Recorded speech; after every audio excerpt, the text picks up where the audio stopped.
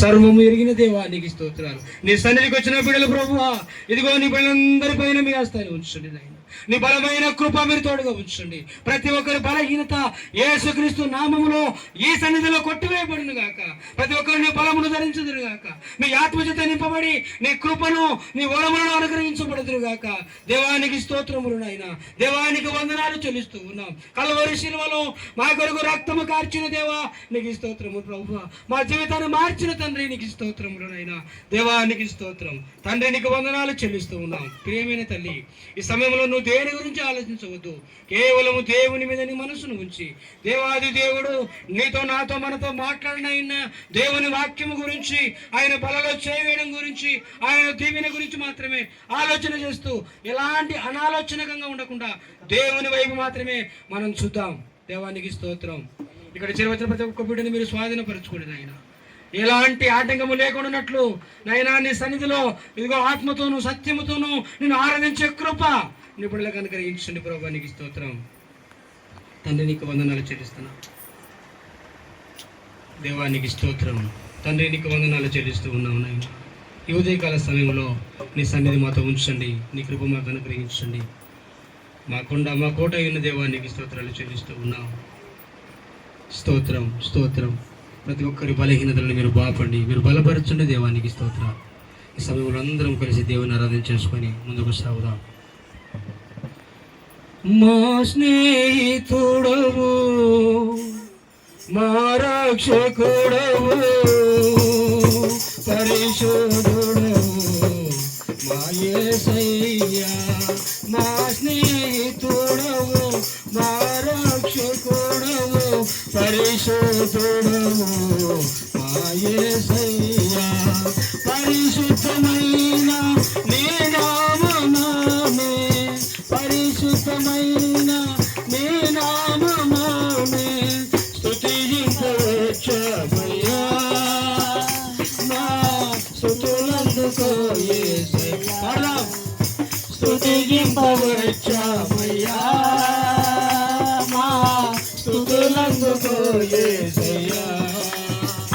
యేసయ్యా యేసయ్యా మా ప్రియమైన యేసయ్యా. యేసయ్యా యేసయ్యా మా ప్రియమైన యేసయ్యా. మా సర్వానిధి నీవయ్యా, నీ సన్నిధికొచ్చామయ్యా. బాహుబలహీనులము యేసయ్యా, మమ్ము బలపరచుము యేసయ్యా. మా సర్వానిధి నీవయ్యా, నీ సన్నిధికొచ్చామయ్యా. బాహుబలహీనులము యేసయ్యా, మమ్ము బలపరచుము యేసయ్యా. నీవే మార్గము, నీవే సత్యము, నీవే జీవము మా యేసయ్యా. నీవే మార్గము, నీవే సత్యము, నీవే జీవము మా యేసయ్యా. జీవము దాత శ్రీ యేసునాథా, జీవము దాత శ్రీ యేసునాథా, స్తుతింపవచ్చమయ్యా. మా స్తుతులందుకో యేసయ్యా, స్తుతింపవచ్చమయ్యా. మా స్తుతులందుకో యేసయ్యా. యేసయ్యా యేసయ్యా మా ప్రియమైన యేసయ్యా. యేసయ్యా యేసయ్యా మా ప్రియమైన యేసయ్యా. యేసయ్యా యేసయ్యా మా ప్రియమైన యేసయ్యా. యేసయ్యా యేసయ్యా మా ప్రియమైన యేసయ్యా.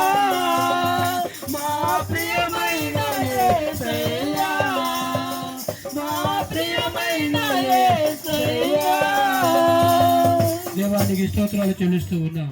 నీ సన్నిధికి వచ్చాము నాయనా, నిన్ను స్తుతించడానికి వచ్చి ఉన్నాము. మేము బలహీనము ప్రభువా, మమ్మల్ని బలపరచని దేవానికి స్తోత్రములు. మా స్నేహితుడు, మా రక్షకుడు నాయనా, పరిశుద్ధుడు దేవానికి స్తోత్రములు. నిత్యము శరములతో కిరువులతో పరిశుద్ధుడు పరిశుద్ధుడు పరిశుద్ధుడు అని గాన ప్రతిగానములతో కొనియాడబడుతున్న దేవా స్తోత్రం. ఈ సన్నిధిలో, ఈ స్థలంలో, ఈ మందిరంలో నీ సన్నిధి, నీ ఆత్మ నడిపింపకుండును గాక. ప్రతి విధమైన ఆటంకములను మీరు దూరపరచండి దేవానికి స్తోత్రాలు. మీ స్వాధీనంలోకి తీసుకుని అయినా మీ ఆత్మచేత నింపండి ప్రభువానికి స్తోత్రాలు. మా జీవితాలని ఆమెకి మహిమకరంగా ఉండనట్లు నీ కృపను గ్రహించండి ప్రభువానికి స్తోత్రాలు. దేవానికి స్తోత్రం. పరిశుద్ధాత్మ దేవుడు మన మధ్యలో మనతో ఉండి ఈ పునరుత్థాన కాల దినమునందు మనలందరినీ బలపరచినట్లుగా మనమందరము ప్రార్థనతో దేవుని సమీపిద్దాం. దేవునికి మన హృదయాన్ని సమీపిద్దాం. ఎవడైనా దేవుని వాక్యం వినినప్పుడు ఆ హృదయం అనే ఆ తలుపును తెరిచిన ఎడల దేవుడు సూటిగా మన హృదయ తలంపులతో ఆయన మాట్లాడనే ఉన్నాడు కనుక ప్రియమైన దేవుని బిడ్డలారా, ఈ మధ్యాహ్న కాల సమయంలో దేవుని వాక్కు, దేవుని మాట, దేవుని దీవెన, దేవుని ఆశీర్వాదము, దేవుని సహాయము, దేవుని స్వస్థత, దేవుని కృప మనం అనుభవించినట్లు మనమందరం కూడా ప్రార్థన పూర్వకంగా దేవుని సన్నిధిలో గడుపుదాం. ప్రభువు కలువరి శిలువలో మనము చేసిన పాపముల కొరకై మన మీదకి రావాల్సిన ఉగ్రతను తన మీద వేసుకున్న దేవుడై ఉన్నాడు. ఆయన చేతులకు మేకులు కొట్టబడి ఉన్నాయి, ఆయన కాళ్ళకు మేకులు కొట్టబడి ఉన్నాయి, ఆయన తలకు ముళ్ళ కిరీటము ధరింపు చేయబడి ఉంది. ఎందుకో తెలుసా? మనము చేతుల ద్వారా చేసిన పాపము, మన తలంపుల ద్వారా చేసిన పాపము, మన యొక్క శరీర దేహముల ద్వారా చేసిన పాపము, మన పాపముల కొరకై ప్రభువు కలువరి శిలువలో తన ప్రాణం పెట్టిన దేవుడు, మన జీవితాలు మార్చిన దేవుడు. ప్రేమిన తల్లి, ఈ సమయంలో మనమందరం కూడా ప్రభువును గణపరుచుకుంటూ ముందుకు సాగుదాం. ప్రతి ఘోర పాపమును కడుగును మన యేసయ్యా రక్తము. ప్రతి ఘోర పాపమును కడుగును మన యేసయ్యా రక్తము. మన శిక్షను తొలగించును, సంహారమునే తప్పించును. మన శిక్షను తొలగించును, సంహారమునే తప్పించును. యేసు రక్తము రక్తము రక్తము, యేసు రక్తము రక్తము రక్తము, అమూల్యమైన రక్తము, నిష్కలంకమైన రక్తము, అమూల్యమైన రక్తము, నిష్కలంకమైన రక్తము. యేసు రక్తము రక్తము రక్తము, యేసు రక్తము రక్తము రక్తము, మహా పరిశుద్ధ స్థలములో చేర్చును మన యేసయ్యా రక్తము. మహా పరిశుద్ధ స్థలములో చేర్చును మన యేసయ్యా రక్తము. మన ప్రధాన యాజకుడు మన కంటే ముందుగా వెళ్ళెను, మన ప్రధాన యాజకుడు మన కంటే ముందుగా వెళ్ళెను. యేసు రక్తము రక్తము రక్తము, యేసు రక్తము యేసు రక్తము రక్తము రక్తము, అమూల్యమైన రక్తము, నిష్కలంకమైన రక్తము, అమూల్యమైన రక్తము, నిష్కలంకమైన రక్తము. యేసు రక్తము రక్తము రక్తము, యేసు రక్తము రక్తము రక్తము. దేవానికి స్తోత్రం. మీరు కార్చిన రక్తము, మీరు కార్చిన రక్తము అది అమూల్యమైన రక్తము నైనా, అది నిష్కలంకమైన రక్తము. ఆ రక్తమే మహాపరిశుద్ధ స్థలములో చేర్చుతుంది, ఆ రక్తమే పాపముల నుంచి విడిపిస్తుంది, ఆ రక్తమే మమ్మల్ని విమోచిస్తుంది, ఆ రక్తమే మా బంధకాలను విడగొడుతుంది, ఆ రక్తమే మాకు తోడుగా ఉంటుంది. క్రీస్తు కార్చిన రక్తము మనకు రక్షణను గ్రహించింది ప్రియులారా. ఈ మధ్యకాల సమయంలో నీ శిలువ రక్తమే, నీ శిలువ ద్వారానే మాకు రక్షణ వచ్చింది ప్రభువా, నీకు స్తోత్రాలు. మా జీవితాలు మార్చిన తండ్రి నీకు స్తోత్రాలు చెల్లిస్తూ ఉన్నాం. మా ప్రభు స్థిరమైన విశ్వాసము, స్థిరమైన జీవితాలుగా మమ్మల్ని కట్టండి ప్రభువా. నీ మీద మేము జీవించినట్లు, మీ మీద ఆనుకుని బ్రతుకున్నట్లు మాకు సహాయం అనుగ్రహించమని నీ సన్నిధికి మేము సమీపిస్తున్నాము నాయన. నీ పాద సన్నిధికి మేము వస్తున్నాం ప్రభువా, నీకు స్తోత్రాలు తండ్రి, నీకు స్తోత్రం, నీకు స్తోత్రం. నీ మీదే నా జీవితము అమర్చుచున్నావు, నీ మీదే నా జీవితము అమర్చుచున్నావు. సియోనులో స్థిరమైన పునాది నీవు, సియోనులో స్థిరమైన పునాది నీవు, నీ మీదే నా అమర్చుచున్నావు. సూర్యుడు లేని, చంద్రుడు లేని, చీకటి రాత్రులు లేని లేని, సూర్యుడు లేని, చంద్రుడు లేని, చీకటి రాత్రులు లేని లేని, ఆ దివ్య నగరిలో కాంతులతో విరజిల్లేదవా నా యేసయ్యా. ఆ దివ్య నగరిలో కాంతులతో విరజిల్లేదవా నా యేసయ్యా. సియోనులో స్థిరమైన పునాది నీవు, సియోనులో స్థిరమైన పునాది నీవు. సంగ ప్రతిరూపము పరమ యెరూషలేము, తప్పటి కొడదాం. సంగ ప్రతిరూపము పరమ యెరూషలేము, సౌందర్య సియోనులో నీ మనోహరమైన ముఖము దర్శింతును. సౌందర్య సియోనులో నీ మనోహరమైన ముఖము దర్శింతును. నీతోనే నా నివాసము నిత్యము ఆనందము, నీతోనే నా నివాసము నిత్యము ఆనందము. సియోనులో స్థిరమైన పునాది నీవు, సియోనులో స్థిరమైన పునాది నీవు, నీ మీదే నా జీవితము అమర్చుచున్నావు, నీ మీదే నా జీవితము అమర్చుచున్నావు. సియోనులో స్థిరమైన పునాది నీవు. దేవానికి స్తోత్రం. ఈ సమయంలోనైనా ప్రతి విధమైనటువంటి చీకటి శక్తులు యేసు నామములో కొట్టివేయబడును గాక. నీ ఆత్మ సహాయం మాకు అనుగ్రహించునైనా. మాకు ఆటంకాలుగా ఉన్న ప్రతి విధమైన ఆత్మ యేసు నామములో లయమైపోవును గాక. మీ ఆత్మ చేత నింపండి ప్రభువా. సాతానా మా నుంచి తొలగిపో. యేసుక్రీస్తు నన్ను ఆజ్ఞాపిస్తున్నావు, మన నుంచి తొలగిపో. యేసయ్యానికి స్తోత్రం చెల్లిస్తూ ఉన్నాను నాయనా. ఇక్కడ చేరిన మమ్మల్ని అందరినీ మీ స్వాధీనంలోకి తీసుకున్నందుకే నీకు స్తోత్రం. మా ప్రభు నీ కృప మాకు అనుగ్రహించండి, మా జీవితాలు మీరు మార్చండి. ప్రార్థన చేసుకోవడానికి ముందుగా ఒక పల్లవి పాడతాను. దయచేసి మనం అందరం కూడా ప్రభువా నీ సన్నిధి అనుభవించే కృప మాకు అనుగ్రహించు నాయనా. నా దేహంలో నా శరీరంలో నీకు అయాసకరమైన పాపము, నీకు వ్యతిరేకమైన పాపము నేను ఏదైనా చేసినట్లయితే నా పాపము క్షమించు నాయనా అని మీరు ప్రార్థన పూర్వకంగా ఉండవలసిందిగా కోరుతూ ఉన్నాం.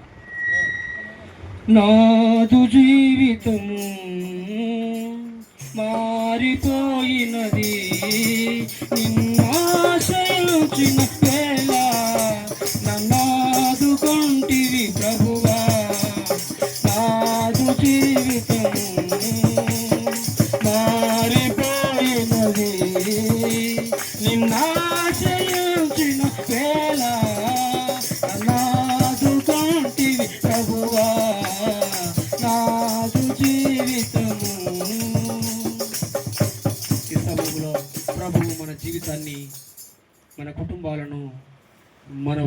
అంచెలను మన స్థితిగతులను ఆయన పూర్తిగా మార్చివేయగల సమర్థుడు.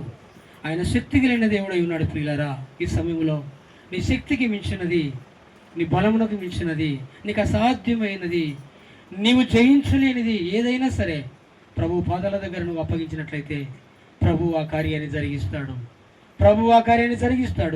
ప్రభు యొక్క కృప, ఆయన బాహుల్యత, ఆయన వాత్సల్యత, ఆయన కనికరము, ఆయన దయ, ఆయన జాలి నీ మీద పడుతుంది కనుక ప్రభువా నీ సన్నిధి నాతో ఉంచు నాయనా, నీకు స్తోత్రాలు.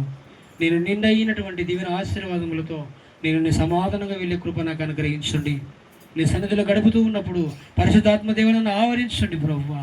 నాలో ఉన్న ప్రతి సాతాన శక్తులు, ప్రతి అపవాది తంత్రములు కాల్చివేయబడుగాక.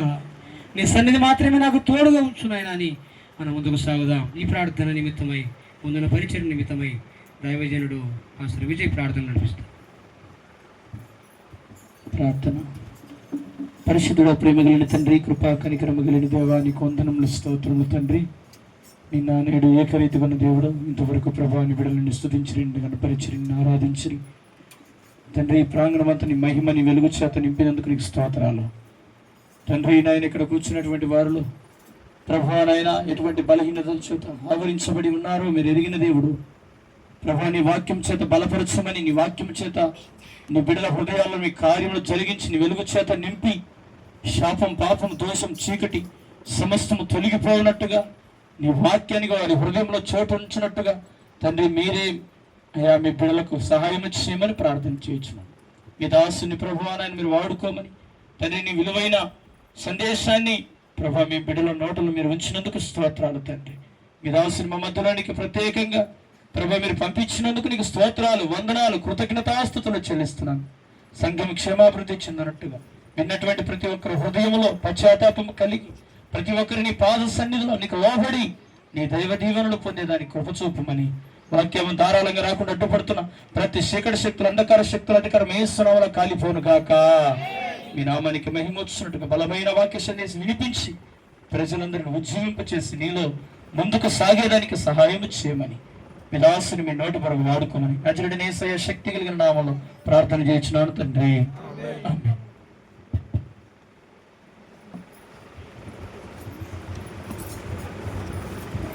దేవునికి స్తోత్రం. హల్లెలూయా, హల్లెలూయా. కూర్చుందాం. పరిశుద్ధ గ్రంథంలో నుండి దేవుని వాక్యాన్ని మనం ధ్యానించుదాం.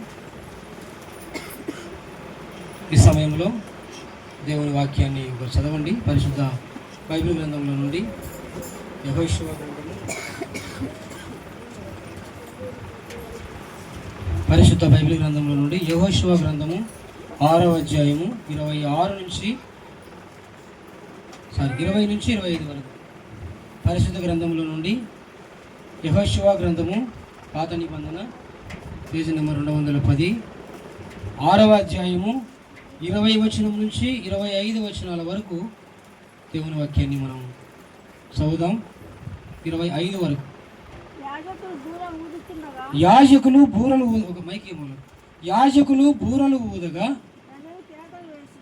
చివరి నుంచి ఏం చేస్తారంటే వాక్యం చదవడానికి మైక్ పెట్టుకొని చదవము, కొంచెం గట్టి చదవము. యాజకులు బూరలు ఊదగా ప్రజలు కేకలు వేసి ఆ బూరల ధ్వని వినినప్పుడు ప్రజలు ఆర్భాటముగా కేకలు వేయగా ప్రాకారము కూలిను. ప్రజలందరూ తమ ఎదుటికి చక్కగా పట్టణ ప్రాకారము ఎక్కి పట్టణమును పట్టుకునేది. వారు చదవండి. వారు పురుషులనేమి స్త్రీలనేమి చిన్న పెద్దలనందరినీ, గొర్రెలను, గాడిదలను ఆ పట్టణంలోనికి సమస్తమును కత్తివాత సంహరించిరి.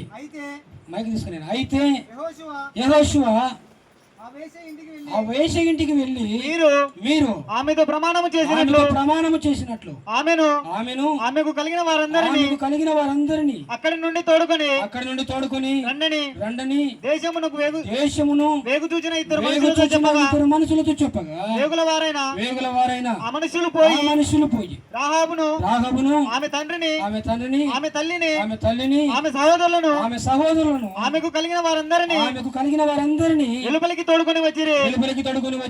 ఆమె ఇంటి వారందరినీ వారు వెలుపలికి తోడుకొని ఇశ్రాయేలుల పాలెము వెలుపట వారిని నివసింపచేసిరి. అప్పుడు వారు పట్టణమును దానిలోని సమస్తమును అగ్ని చేత కాల్చివేసిరి. వెండిని బంగారమును ఇత్తడి పాత్రలను ఇనుప పాత్రలను మాత్రమే యెహోవా మందిర ధనాగారములో నుంచిరి. చివరి వచనం రాహాబును వేశ్య ఎరికోను వేగు చూచుటకు యెహోషువ పంపిన దూతలను దాచిపెట్టి ఉండెను గనుక అతడు ఆమె తండ్రిని ఇంటి వారికి ఆమె కలిగిన వారందరినీ బ్రతుకనిచ్చాను. ఆమె నేటి వరకు ఇశ్రాయేలుల మధ్య నివసించుచున్నది. దేవునికి స్తోత్రం. హల్లెలూయా హల్లెలూయా హల్లెలూయా హల్లెలూయా. దేవుని వాక్యాన్ని చదువుతున్నప్పుడు జాగ్రత్తగా వినాలి. అందరి దగ్గర పరిశుద్ధ గ్రంథము బైబిల్ గ్రంథము ఉండాలి కదమ్మా. చాలామంది దగ్గర బైబిల్ లేవు. మీకు బైబిల్ చదవడానికి రాకపోయినా మీ దగ్గర ఏముండాలా? బైబిల్ అంటే ఏమి? దేవుని యొక్క వాక్యం. దేవుడే వాక్యం అయి ఉన్నాడు అంటే ఇప్పుడు బైబిల్ మీ దగ్గర ఉంటే ఎవరున్నట్టు మీతో? దేవుని స్తోత్రం చెప్పండి. హల్లెలూయా. దేవుడు నీతో ఉన్నట్టు. బైబిల్ నీ దగ్గర ఉంటే దేవుడు నీతో ఉన్నట్టు. ఎందుకంటే ఈ వాక్యమే దేవుడై ఉన్నాడు కదా. యోహాను రాసిన సువార్త 1వ అధ్యాయంలో ఆదియందు వాక్యముండెను, వాక్యము దేవుని యొద్ద ఉండెను, ఆ వాక్యమే దేవుడై ఉండెను. చెప్తారా ఒకసారి మాట? ఆదియందు నేను చెప్పినా చెప్పాలా కదా. ఆదియందు వాక్యముండెను, ఆ వాక్యము దేవుని యొద్ద ఉండెను, ఆ వాక్యమే దేవుడై ఉండెను. ఆమేన్ హల్లెలూయా. వచ్చే వారం ప్రతి ఒక్కరి దగ్గర బైబిల్ ఉండాలి. సరేనా? అయ్యా బైబిల్ కొనుక్కడిగా మాకు డబ్బులు లేవు అని చెప్తే మేము ఎవరొకరిని అడిగి లేకపోతే మేమే కష్టపడి మీకు బైబిల్ను ఇస్తాం. కొనుక్కుంటారా? చేయతండి, బైబిల్ తీసుకుంటాం. వచ్చే వారం కల్లానే వాళ్ళు బైబిల్ తీసుకోవాలి. నువ్వు బైబిల్ తీసుకోవాలా, బైబిల్ కొనుక్కోవాలి. సరేనా? ఎంత ఉంటుంది బైబిల్? ఎంత ఉంది? 250 రూపాయలు ఉందంట బైబిల్. సరేనమ్మా? అందరి దగ్గర బైబిల్ ఉండాలి. దేవుని వాక్యం నీ దగ్గర ఉంటే ఒక మాట చెప్పి నేను వాక్యంలోకి వెళ్ళిపోతాను. సమయం 1 అయింది నాకు తెలుసు. నేను త్వరగానే కార్యక్రమాలను ముగిస్తాను.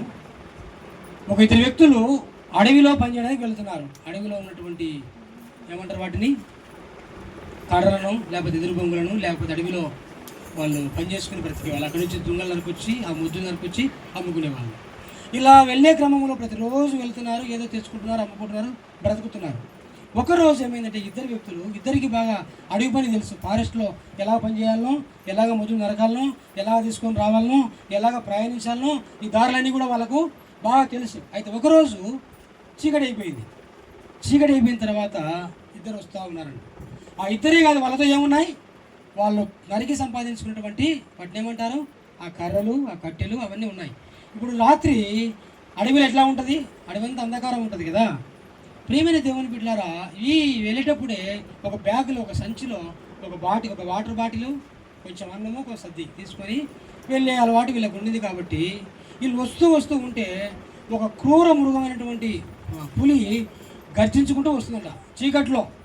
మీరు చూడండి, ఈ జీవనాధారమైన వాటిని వదిలిపెట్టి పరిగెత్తొచ్చు వీళ్ళు. ఒకవేళ దాన్ని వదిలిపెట్టి పరిగెత్తి ప్రాణాలు కాపాడుకున్నారనుకో ఏమవుతుంది? వారు కష్టపడి సంపాదించిన సంపాదన పోతుంది. అలాగని వారు దాన్ని పట్టుకొని ఉంటే కానీ పులి వచ్చి వారిని చంపివేస్తుంది. ఇప్పుడు వీళ్ళు ప్రార్థన చేయడం మొదలుపెట్టారంట.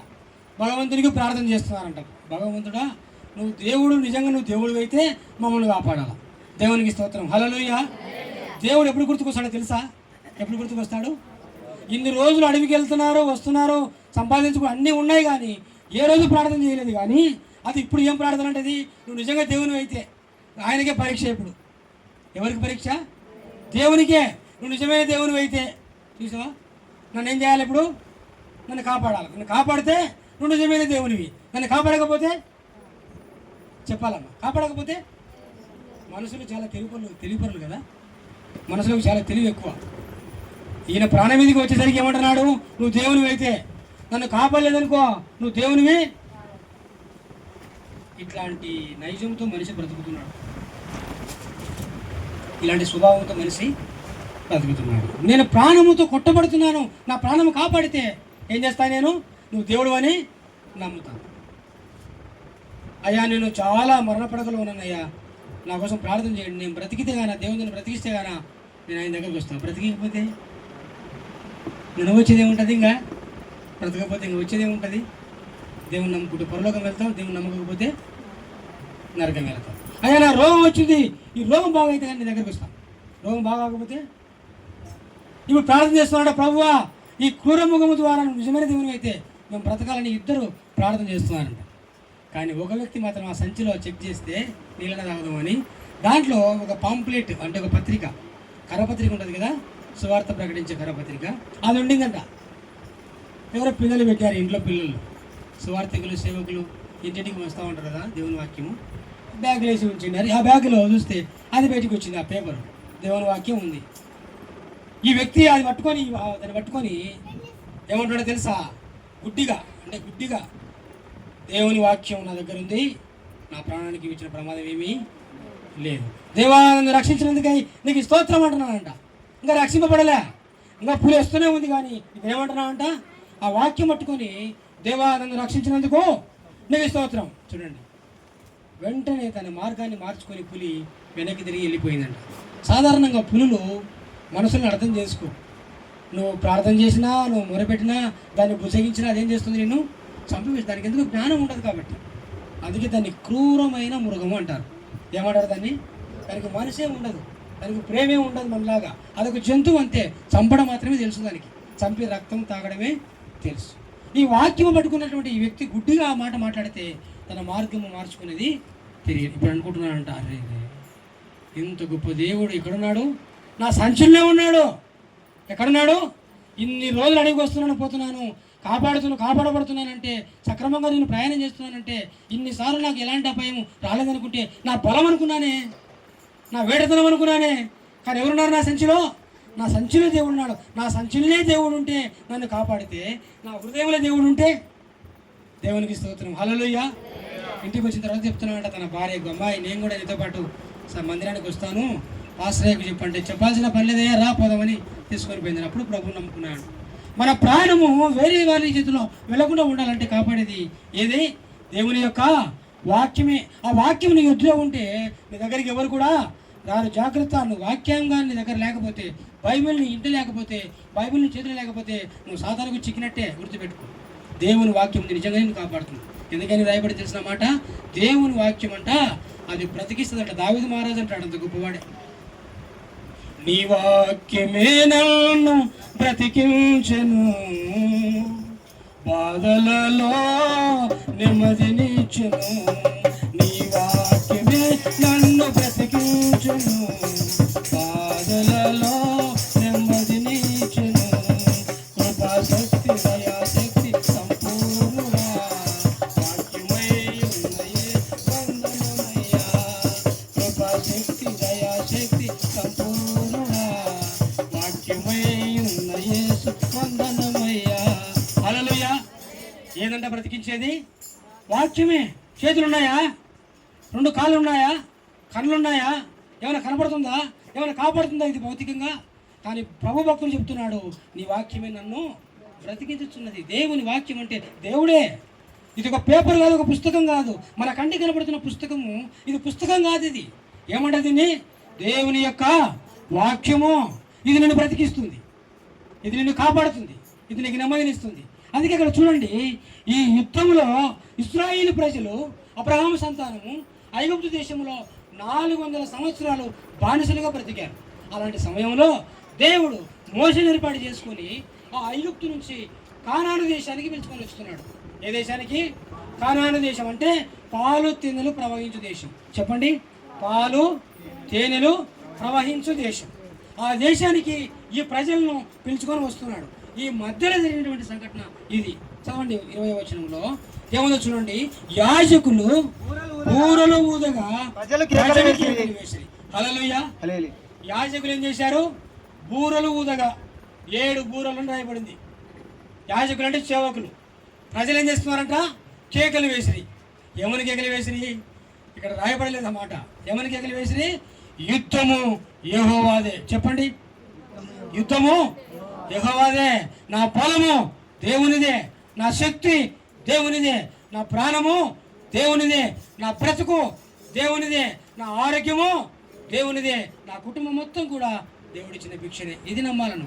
యాజకులు పెద్ద బూరలు పట్టుకొని ఊదగా కిందున్న ప్రజలు కేకలు వేస్తూ ఉంటే చూడక రాయబడింది, ఆ బూరల ధ్వని, ఆ బూరల శబ్దము వినబడినప్పుడు ప్రజలు ఆర్భాటముగా కేకలు వేయగా ప్రాకారము కూలెను.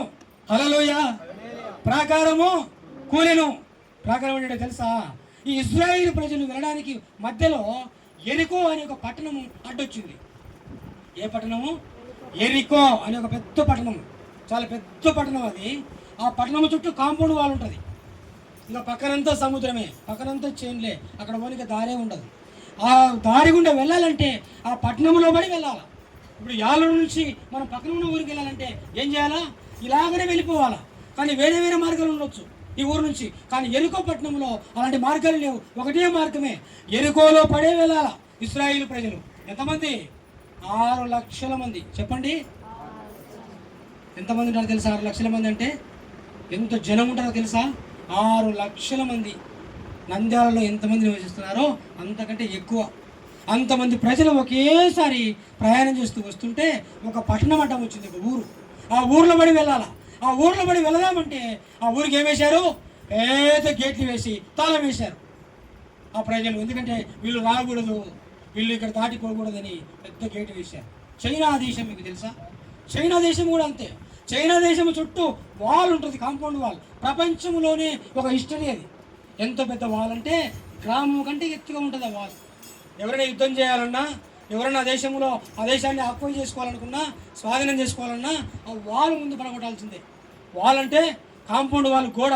మన ఇంటికి కాంపౌండ్ వాల్ కట్టుకుంటాం కదా, మన ఇంటికి ఎలాగైతే కాంపౌండ్ వాల్ కట్టుకుంటామో, కుక్కలు రాకుండా, మనుషులు రాకుండా, దొంగలు రాకుండా, అట్లా ఈ ఎరుకో పట్టణానికి చుట్టూగా పెద్ద ప్రాకారం అని రాయబడింది. అక్కడ ప్రాకారం అంటే పెద్ద గోడ అని అర్థం. ఇప్పుడు వీళ్ళ గారి పర్మిషన్ లేదు, మీరు రాకూడదు ఇక్కడ. ఇప్పుడు ఏం చేయాలి? వీళ్ళు మళ్ళీ వెనక్కి వెళ్ళిపోవాలా. ఎక్కడ వెనక్కి? ఐగుప్తుకి వెళ్ళిపోవాలా. ఐగుప్తులో బానిసత్వం ఉంది వాళ్ళకు. ఐగుప్తులో కట్టుకోవడానికి బట్టలు లేవు, తినడానికి తిండి లేదు.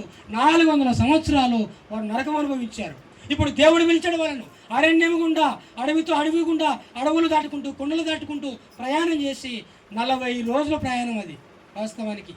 కానాను దేశము, పాలు తేనెలు ప్రవహించే దేశము. ఎప్పుడు నీళ్ళు ఉంటాయి, ఎప్పుడు సమృద్ధి ఉంటుంది, ఎప్పుడు పంటలు ఉంటాయి. అలాంటి దేశానికి ప్రభువు ఇశ్రాయేలీయులను అడవి గుండా తీసుకుని వెళుతున్నాడు, అరణ్యం గుండా తీసుకుని వెళుతున్నాడు.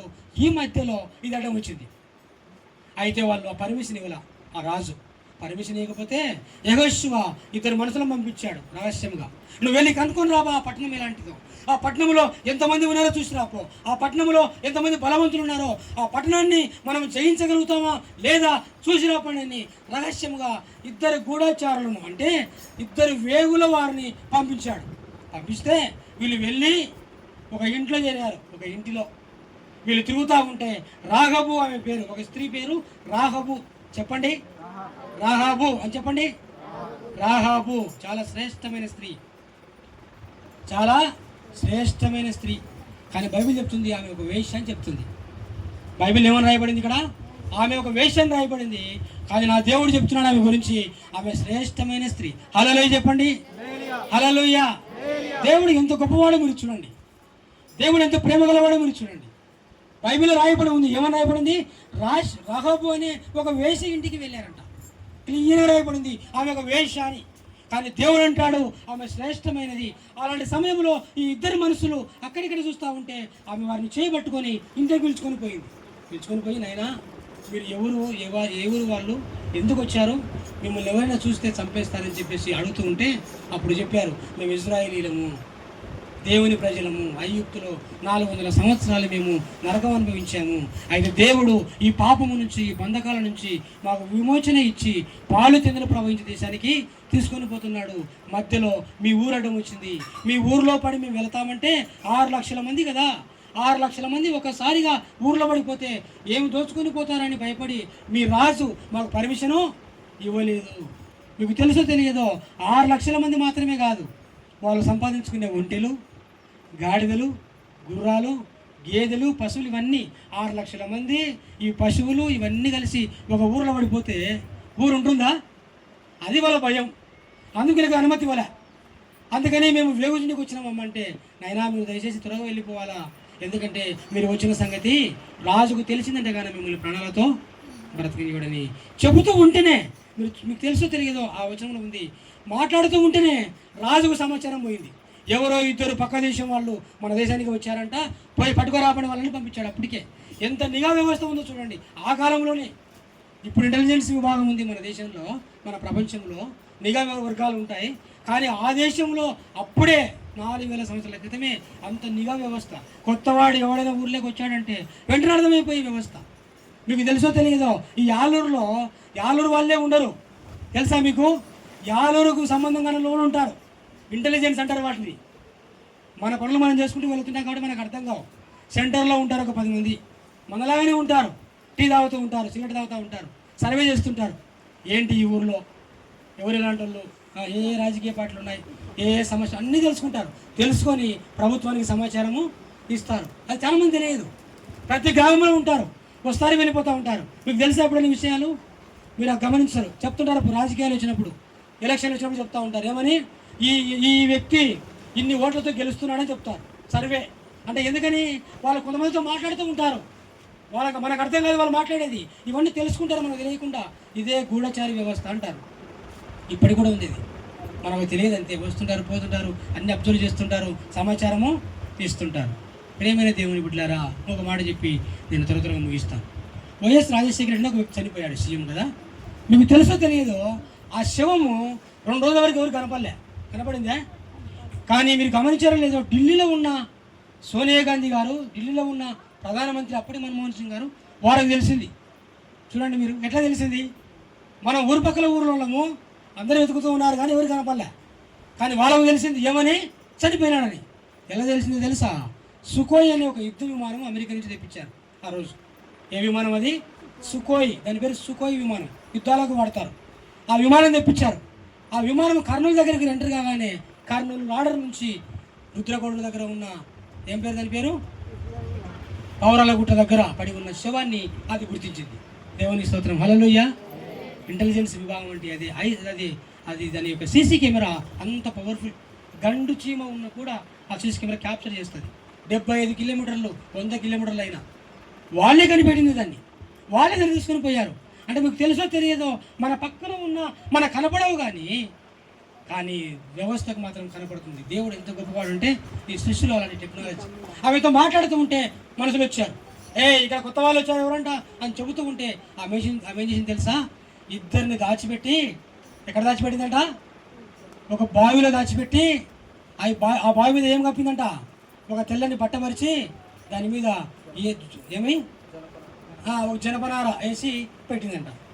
వాళ్ళు వచ్చి చూపు చేశారు, అంతా చూశారు. చూసి బావిలో చూస్తారా, బావి పైన ఉంది కాబట్టి వెళ్ళిపోయారు. తర్వాత చెప్తున్నాం ఏమని? నాయనా మీరందరూ త్వరగా వెళ్ళిపోండి, మీ దేవుడు గొప్పవాడని, మీ దేవుడు శర సముద్రాన్ని పాయలు చేశాడని మేము ఉన్నప్పుడు మా గుండెలు కరిగిపోయినాయి. ఈ ప్రపంచంలో మీ దేవుడు తప్ప ఇంకో దేవుడు లేడని తన విశ్వాసాన్ని ప్రకటించింది. హల్లెలూయా. ప్రకటించి వాళ్ళని 2 కాచి చెప్పారు, 2 దాచిపెట్టి పంపించింది. ఆ 2 పట్టించింటే కానీ వాళ్ళకి ఆమెకు పెద్ద బహుమానం వచ్చింది. దేశంలోనే పెద్ద బహుమానం, మంచి ఇల్లు, లక్షల డబ్బు వచ్చేది, ఎంతో బంగారం వచ్చేది. కానీ ఆమె ఏం చేసింది? ఆ 2 వ్యక్తులను దాచిపెట్టి కాపాడి తిరిగి పంపించింది. ఇప్పుడు వచ్చారు, ఇక్కడికి వచ్చిన తర్వాత ఈ దేశం మీదకి వచ్చి ఆ ఎరికో పట్టణం దగ్గరికి వచ్చారు. పట్టణం దగ్గరికి వచ్చి మీరు చూడండి, యాజకులు బూరలు ఊదగా, ప్రజలు కేకలు వేసగా ఆ పట్టణము ఏమైందంటే ఆ ప్రకారము కూలిపోయింది. హల్లెలూయా. ఏదైతే ఇలా గడ్డుగా ఉందో ఆ ప్రకారం మొత్తం, ఆ ఊరు చుట్టూ ఉన్న ప్రాకారము, అంత పెద్ద గోడలు కూలిపోయినాయి. కూలిపోయిన తర్వాత ఏం జరిగింది తెలుసునా? చదవండి. వారు పురుషులనేమి, స్త్రీలనేమి, చిన్నపిల్లలు పెద్ద పిల్లలందరినీ కూడా కత్తి చేత చంపారు. యుద్ధం చేసి ఆ పట్టణంలో ఉన్న వాళ్ళందరినీ చంపారు. ఇప్పుడు యేసు అంటున్నాడు ఏమని, మీరు వెళ్ళినప్పుడు ఒక స్త్రీ, రాఘబ్ అనే ఒక స్త్రీ మిమ్మల్ని కాపాడి మనకు సహాయం చేసింది కదా, ఆమెను ఏమి చేయకుండా ఆమెను మాత్రము తీసుకొని రండి. హల్లెలూయా. ఆ పట్టణంలో ఉన్న ప్రతి ఒక్కరు చంపబన్నారు. ఆ పట్టణం పేరు యెరికో. ప్రియమైన తల్లి, ఈ మధ్యరకాల సమయంలో దేవుని వాక్యం వింటున్న నీవు జాగ్రత్తగా అర్థం చేసుకోవాలా. ఆ పట్టణంలో ఉన్న మనుషులందరూ చంపబన్నారు, కానీ ఈ రాఘబు అనే ఈ వేశ్య కుటుంబము చంపబడలేదు. ఎందుకని? ఆమె విశ్వాసము, ఆమె క్రియలు మంచివయ్యాయి. ఆమె వేశ్యగా ఉందే కానీ ఆమె బ్రతుకు మాత్రం యేసునందు విశ్వాసం ఉంచింది. దేవుని సంపాదించుకున్నది, ఆమె దేవుని మీద విశ్వాసం ఉంది. అందుకే ఆ ఇద్దరు మనుషులను కాపాడి దాచిపెట్టి పంపించేసింది. నీ కుటుంబంలో అంత నాశనం అయిపోయింది, నీ కుటుంబంలో ఏమి జరగడం లేదు, నా కుటుంబము సాధారణ స్థితిలోకి వెళ్ళిపోయిందని నువ్వు అనుకుంటున్నావా? దేవుడు రాఘబ్ అనే వేశ్యను ఎలాగైతే కాపాడినాడో అలాగే దేవుడు నిన్ను కాపాడబోతున్నాడు. హల్లెలూయా.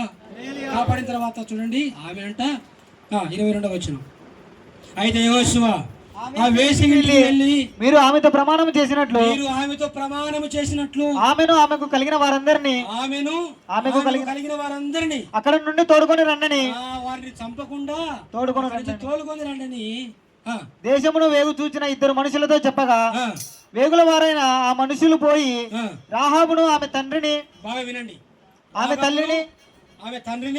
తల్లిని ఆమె సహోదరులను అన్నదమ్ములను ఆమెకు కలిగిన వారందరినీ వెలుపలికి తోడుకొని వచ్చి, కుటుంబాన్ని మాత్రమే కాదు, వాళ్ళ అమ్మను, వాళ్ళ నాన్నను, వాళ్ళ సహోదరులను, ఐదోది ఏంటంట వాళ్ళ కలిగిన వారందరినీ, అంటే వాళ్ళ బంధుమిత్రులు ఉంటారు చూసినారా, వారి రక్త సంబంధికులు, వారితో ఉన్న వారందరినీ కూడా చంపకుండా తోడుకొని వచ్చారు. ఆ పట్టణం అంతా నాశనం అయిపోయిందే. ఆ పట్టణం అంతా నాశనం అయిపోయినా ఈ కొద్ది మంది మాత్రమే ఎందుకు నాశనం కాలే తెలుసా? వాళ్ళు దేవుని యందు విశ్వాసాన్ని ఉంచారు. హల్లెలూయా. దేవుడు అంటే ఎవరో వాళ్ళు తెలుసుకున్నారు. వాళ్ళు రాకముందుకే ఆమె చెప్తూ ఉంది, మీ దేవుడు చాలా గొప్పవాడు, మీ దేవుడు ఈ సముద్రాన్ని పాయలు చేసినా ఇంత గొప్ప దేవుడు ప్రపంచంలో ఎవరు లేరు. ప్రియమైన తల్లి, దేవుని సన్నిధికి వస్తున్న నీవు ఏం నమ్మాలో తెలుసా? దేవుడు చాలా గొప్పవాడని, దేవుడు ఎంత అసాధ్యమైన కార్యాలైనా జరిగిస్తాడని, దేవుడు మరణము నుంచి, అనారోగ్యము నుంచి, శాపము నుంచి, పాపము నుంచి, ఆటంకాల నుంచి, ప్రమాదాల నుంచి నన్ను కాపాడతాడని నువ్వేం చేయాలా? నమ్మాలి. అలా నమ్మినప్పుడు దేవుడు నిన్ను కాపాడతాడు. హల్లెలూయా. మొదటి మాట అలా నమ్మాలి. నేను బైకులో వస్తాను, చాలా ఆలస్యమైందని వేగంగా వస్తూ ఉన్నాం. మా పాస్టర్ని తిట్టుకుంటూ వస్తాను. నంద్యాలకు వచ్చిన తర్వాత విజయ్ బండి ఎక్కింది, పిల్లలు ఎక్కించుకొని వస్తాను. ఈ యాలూరు దగ్గర అది శ్రీనివాసపురం అవతలనే, ఇంకా అదంతా ఉంటుంది కదా రోడ్డు, ఇలా గుద్దలా ఉంటాయి 2 సార్లు. స్పీడ్గా వచ్చిన తర్వాత అక్కడ స్లో చేయలేకపోయినా అలాగనే మూవ్ అయింది. అలాగనే మూవ్ అయితే ఈ పాప లాస్ట్ పాప అక్కడ వెనుక కూర్చునేది. ఈ వీపంతా పట్టేసిందని ఏడుస్తూ ఉంది. బైక్లో వస్తూ ఉంటే చూసి ఆపి దింపి ఆ పాపను కొంచెంసేపు అక్కడ చెట్టు కింద కూర్చోబెట్టి, చూడండి, సాతాను వాడు అనుకుంటాడు మనల్ని ఏదైనా చేద్దామని, మనకు ఇరిటేషన్ కలిగిస్తాడు, మన కోపం పుట్టిస్తాడు, చిరాకు పుట్టిస్తాడు, దుఃఖం కలిగిస్తాడు, ఏదైనా సరే ఆటకం చేయాలని, శోధించాలని వాడు చూస్తాడు. అయినా సరే మనం ఏమి నమ్మాలా? మన దేవుడు చాలా గొప్పవాడని, మన దేవుడు వాడి నుంచి కాపాడతాడని మనం నమ్మినప్పుడు దేవుడు మనల్ని సేవ చేస్తాడు. ఈ రాఘబ్ అనే వేశ్య అందరి చేత ధిక్కరించబడింది. ఈమె ఇల్లు తెలుసా మీకు? ఎక్కడో ఈ యెరికో పట్టణంలో గోడ పక్కన, అంటే ఊరి చివరిలో, ఈ కాంపౌండ్ వాళ్ళ బయట చివరిలో ఆమెనే ఉంటుంది, ఎవరు ఉండరు. ఎందుకని? ఆమె వేశ్య అని ఆ దేశము ఆమెను పక్కన పెట్టింది. కానీ నా దేవుడు ఆమె వేశ్య అయినా సరే ఆమె ఎలా చూస్తున్నాడు? శ్రేష్టమైన స్త్రీగా, చాలా గొప్ప స్త్రీగా ఆమెను కాపాడమంటున్నాడు. ఆమె తల్లిని, ఆమె తండ్రిని, ఆమె సహోదరులను, ఆమెకు కలిగిన వారందరినీ కూడా తోడుకొని రామని చెప్పాడు.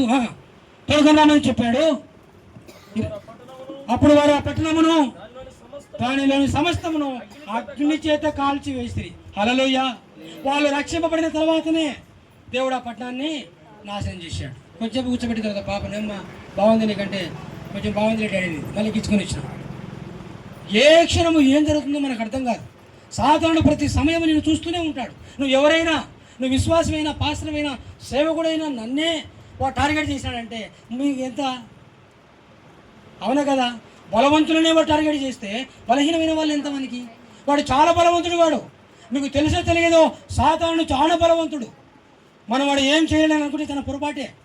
వాడు ఎంత బలవంతుడు అంటే దేవుని తర్వాత వాడే, ఇంకా దేవుని తర్వాత వాడే అంత బలవంతుడు వాడు. ఎంత బలవంతుడు అంటే వాడు పరలోక రాజ్యంలో ఒక మీటింగ్ జరుగుతుంటే యోబు గ్రంథం 1వ అధ్యాయంలో 4వ వచనంలో అక్కడికి వెళ్ళిపోయాడు వాడు. చూసారా, అందరితో మాట్లాడుతున్నాడు దేవుడు. ఎక్కడ? పరలోక రాజ్యంలో ఒక సమావేశం ఏర్పాటు చేసుకున్నారు. ఆ సమయంలో కూడా సాతానుడు అక్కడికి వెళ్ళాడు. ఎంత బలవంతుడు కాకపోతే వాడు అక్కడికి వస్తాడు. దేవుడు అడుగుతున్నాడు, ఎట్లా వచ్చినావు ఇక్కడికి నువ్వు అని అడుగుతున్నాడు కదా. చదవండి ఒకసారి 4వ వచనం 5వ వచనం యోబు గ్రంథం 1వ అధ్యాయము. చాలా పెద్ద మీటింగ్ అది. దేవుడు మధ్య నిలబడి అందరితో మాట్లాడుతూ ఉన్నాడు. అతని కుమారులందరూ వంతుల చొప్పున ఒకటి చదివాను. ఊజు దేశమునందు యోబు అను ఒక మనుషుడుండెను. అతడు యథార్థవంతుడును న్యాయవంతుడనై ఉండి దేవుని యందు భయభక్తులు కలిగి చెడుతనమును విసర్జించిన వాడు. అతనికి 7 కుమారులను 3 కుమార్తెలను కలిగిరి. అతనికి 7,000 గొర్రెలను 3,000 ఒంటెలను 500 జతల ఎడ్లను 500 ఆడుగాడిదలను కలిగి బహుమంది పనివారును అతనికి ఆస్తిగా నుండెను కనుక తూర్పు దిక్కు జనులందరిలో అతడే గొప్పవాడుగా నుండెను. అతని కుమారులందరూ వంతుల చొప్పున అనుదినము ఒకరికొకరు తమ తమ ఇండ్లలో విందు చేయనై కూడినప్పుడు తమ 3 అక్క చెల్లెండ్రులు తమతో కలిసి అన్నపానములు పుచ్చుకొనవలెనని వారితో పిలిపించుచూ వచ్చిరి. వారి విందు దినములు పూర్తి కాగా యోబు తన కుమారులు పాపము చేసి తమ హృదయములలో దేవుని దూషించిరేమో అని వారిని పిలువనంపించిరి. వారిని పవిత్రపరిచి అరుణోదయమున లేచి వారిలో ఒక్కొక్కని నిమిత్తమై దహన బలి నర్పించుచూ వచ్చెను. నిత్యము అలాగున చేయుచుండెను. దేవదూతలు యెహోవా సన్నిధిని నిలుచుటకై వచ్చిన దినమొకటి తడిస్తించెను. ఒక దినం వచ్చింది. ఆ దినమున అపవాది యగు వాడు వారితో కలిసి వచ్చెను. దేవునికి స్తోత్రం. హల్లెలూయా. హల్లెలూయా. ఏంటంట? యెహోవా దేవుడు దేవదూతలందరితో మాట్లాడడానికి ఒక సమావేశం పెట్టుకుని ఒక రోజు వచ్చిందంట. అది తటస్థించిందంట. తటస్థించడం అంటే అనుకోకుండా జరిగింది అని. తటస్థించనంటే అనుకోకుండా ఒక మీటింగ్ జరిగింది. ఆ మీటింగ్లో అంట ఈ సాతాను ఎవరితో పాటు వచ్చాడంట? దేవదూతలతో పాటు వాడు కూడా అక్కడికి వచ్చాడు. యెహోవా, ఇప్పుడు దేవుడు మాట్లాడుతున్నాడు. యెహోవా, నీవు ఎక్కడి నుండి వచ్చితివని వానిని అడగగా, వాని అంటే సాతాను అడగగా, అపవాది భూమి మీద ఇటు అటు తిరుగులాడుచు అందరిలో సంచరించుచు వచ్చితినని యెహోవాకు ప్రత్యుత్తరం ఇచ్చాను. చాలు. ఏం చెప్తున్నాడు సమాధానం? భూమి మీద అటు ఇటు తిరిగితే వస్తారా అక్కడికి? నువ్వు అటు ఇటు తిరిగి నందేలా పోతావా? వాడు చెప్పే సమాధానం మీరు చూడండి. దేవుని వాక్యాన్ని మనం జాగ్రత్తగా వినాలి. దేవుడు నువ్వు ఎట్లా వచ్చావు? నువ్వు సైతాను కదా, నువ్వు దయానివి కదా, ఇది దేవుని సన్నిధి కదా. చర్చి దగ్గర దయ్యం వస్తుంది, చర్చిలోకి వస్తుందా? కాదా? Very good. నువ్వు ఎలా వచ్చింది ఇక్కడికి? నీకేం పడింది ఇక్కడ అడుగుతూ ఉంటే వాడు అంటాడు సైతాను, నేను అటు ఇటు తిరిగి భూమి మీద అటు ఇటు తిరిగి పరలోకం వచ్చాడంట. ఎక్కడ ఉంటుంది పరలోకము? మొదటి ఆకాశము, 2వ ఆకాశము, 3వ ఆకాశము దాటిపోవాలా. చెప్పండి. మొదటి ఆకాశము, 2వ ఆకాశం అంటే మధ్య ఆకాశము, తర్వాత 3వ ఆకాశము. అక్కడ పరదేశం ఉంటుంది. దాని తర్వాత పరలోక రాజ్యం ఉంటుంది. వీడేమంటాడు? ఎటు వచ్చినావంటే అటు ఇటు వస్తావా? పైకి వెళ్ళాలంటే ఎట్లా వెళ్ళాలి మనం చెప్పండి? విమానంలో వెళ్తే మనం పైకి వెళ్తాం కదా, వేరే దేశానికి వెళ్తాం. దానిపైన ఇంకొక ఆకాశం ఉంటుంది, అది చంద్రమండలము. దాన్ని దాటిపోయిన తర్వాత ఒక ఆకాశం ఉంటుంది, అది పరదేశం అంటారు దాన్ని. దాన్ని దాటిపోయినాక మరొక ఆకాశం ఉంటుంది, అది పరలోక రాజ్యం. అక్కడికి వచ్చాడంటే వీడు అటు ఇటు తిరిగి సాధ్యమవుతుందే? సమాధానం చాలా తప్పు. ఎంత నేనేం చెప్తున్నానంటే వాడు అభిషేకించబడినాడు. వాడు మొదటిగా దేవుని దగ్గర ఉన్నప్పుడు వాని పేరు లూసిఫర్. ఏం పేరు? లూసిఫర్. ఇప్పుడు సైతాను, దయ్యము, అపవాది అంటున్నాం కానీ వాని మొదటి పేరు లూసిఫర్. చాలా మంచి పేరు అది. లూసిఫర్ అంటే అర్థం ఏంటి తెలుసా? శ్రేష్టమైన ఆరాధికుడు అని అర్థం. ఏంటి? చాలా గొప్ప సింగర్ వాడు. ఈ ప్రపంచంలోని సింగర్ అంటే చాలా చక్కగా పాడతాడు. అతను పాడితే పరవశించిపోవాల్సిందే. వాడు దానికి అధ్యక్షుడు. దేవుని ఆరాధించే గుంపులో వాడు అధ్యక్షుడు.